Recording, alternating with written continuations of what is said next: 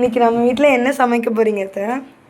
இன்றைக்கி நம்ம வீட்டில் சமைக்க போகிறது காளான் கிரேவி. சரி, செய்கிறதுக்கு ஒரு கடாயை அடுப்பில் வச்சு 3 கரண்டி எண்ணெய் ஊற்றிருக்கேன். பட்டை, கிராம்பு, பூ இலையெல்லாம் நுணுக்கி வச்சுருக்கேன், அதை போடுறேன். பட்டை, கிராம்பு பொரிஞ்சு வந்தோன்னா வெங்காயம்,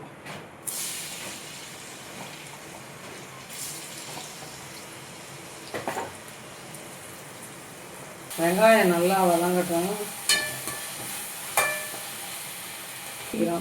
சொல்லுங்கள். இஞ்சி பூண்டு பேஸ்ட்டு 2 ஸ்பூன்,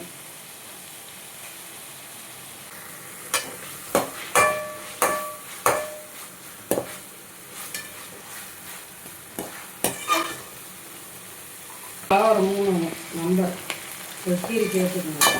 கீராமல் போட்டிங்கன்னா வெடிக்கும், அதனால் கீரி சேர்த்துக்கணும். கருவேப்பிலை ஒரு வெட்டி போட்டுக்கணும்.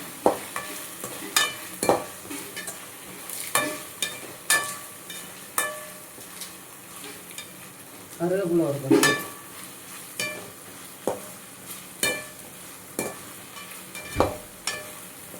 தக்காளி, முந்திரி பருப்பு, கொத்தமல்லி தழை எல்லாம் போட்டு அரைச்சி வச்சுருக்கேன். இதுதான் இந்த கிரேவிக்கு கொடுக்க போகிற ருசி இருக்குது.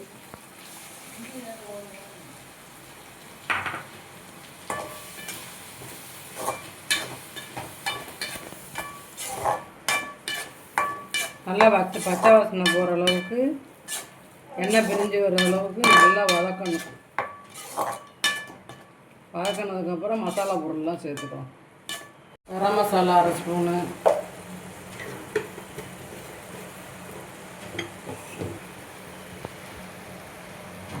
மிளகாய்த்தூள் 2 ஸ்பூனு, மல்லித்தூள் 2 ஸ்பூனு, மஞ்சப்பொடி மஞ்சத்தூள் 1/2 ஸ்பூன். அதையும் நல்லா எண்ணெய் பிரிஞ்சு வர அளவுக்கு கிண்டணும்.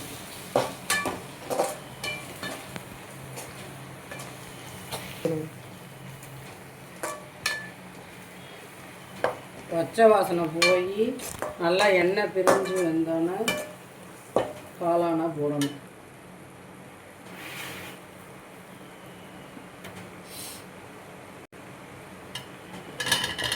காளானை போட்டு நல்லா கிளறணும்.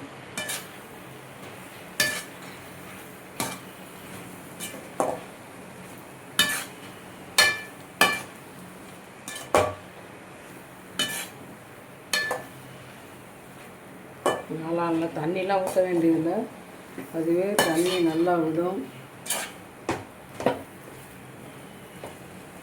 நல்லா தண்ணி விட்டு வர வரைக்கும் பார்ப்போம்.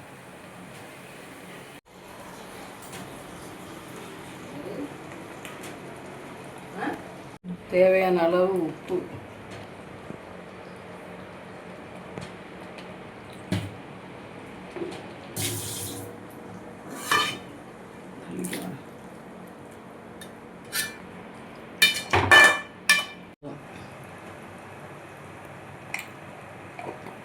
மிளகுத்தூள் போட்டு ஒரு 10 நிமிஷம் கொதிச்சோன்னே இறக்கணும். இந்த அளவுக்கு எண்ணெய் பிரிஞ்சு வந்ததும் அடுப்பை அமர்த்திடலாம். இந்த மாதிரி செஞ்சு பாருங்கள், நல்லாயிருக்கும்.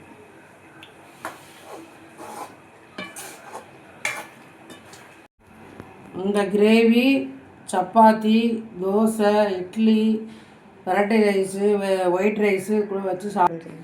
புரோட்டா எல்லாத்துலேயும் வச்சு சாப்பிட்றதுக்கு சுவையாக இருக்கும். செஞ்சு பாருங்கள், நல்லாயிருக்கும். எல்லாத்துக்கும் காம்பினேஷன் சூப்பராக இருக்கும்.